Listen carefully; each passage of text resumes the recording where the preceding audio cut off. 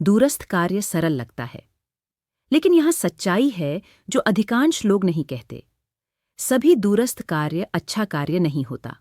कुछ ठोस होता है, कुछ बकवास होती है, और कुछ ऐसा होता है जो लोगों को उनके पैसे से अलग करने के लिए डिजाइन किया गया है। बुजुर्गों को अंतर जानने की आवश्यकता है।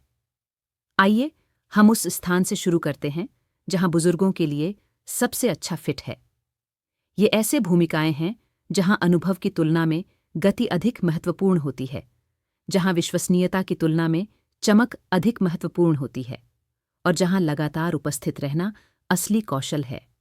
एक मजबूत फिट है वर्चुअल असिस्टेंस। ये प्रभावशाली कार्य नहीं है, ये सोशल मीडिया की हाइप नहीं है। ये है ईमेल प्रबंधन, शेड्यूलिंग, बुनियादी अनुसंधान निर्देशों का पालन करना, चीजों को व्यवस्थित रखना। व्यवसायों को यहां उत्साह की आवश्यकता नहीं है, उन्हें किसी विश्वसनीय व्यक्ति की आवश्यकता है। ये बुजुर्गों का क्षेत्र है।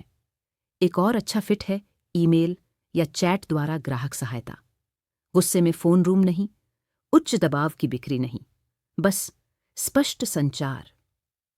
बुजुर्गों में आमतौर पर शांत रहना, ध्यान से पढ़ना, सोच समझकर प्रतिक्रिया देना, परिस्थितियों को कम करना।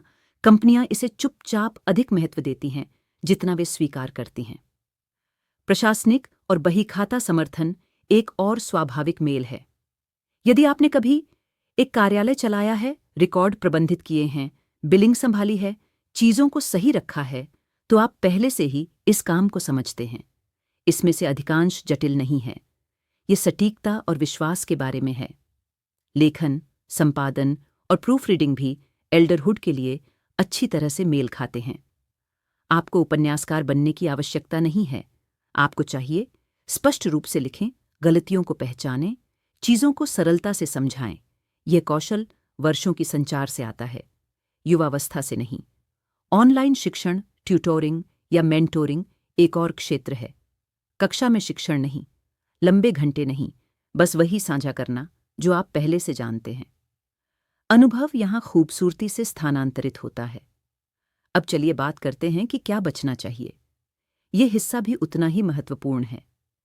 किसी भी चीज से बचें जो तेजी से पैसे का वादा करती है, आगे की फीस की आवश्यकता होती है, तत्कालता को बढ़ावा देती है, हाइप भाषा का उपयोग करती है। यदि यह रोमांचक लगता है तो संदेह करें।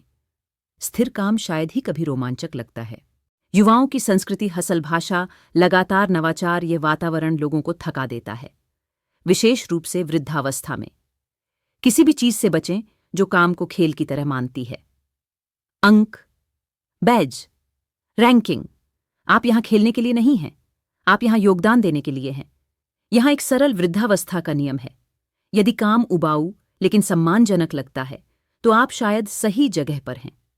यदि यह रोमांचक और अराजक लगता है तो दूर हो जाएं। वृद्धावस्था में दूरस्थ कार्य महत्वाकांक्षा के बारे में नहीं है, यह संरेखण के बारे में है।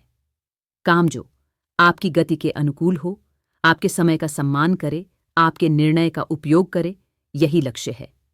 आपको कई घंटे की आवश्यकता नहीं है, आपको सही घंटे चाहिए।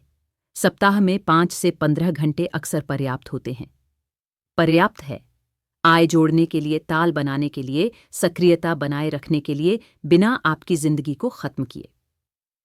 लोगों की गलती यह है कि वे खुद को युवा श्रमिकों के लिए बनाए गए भूमिकाओं में मजबूर करने की कोशिश करते हैं। यह उल्टा है। आधुनिक दूरस्थ कार्य ने पहले से ही वृद्धावस्था के लिए जगह बनाई है। आपको बस सही लेनों में कदम रखना है।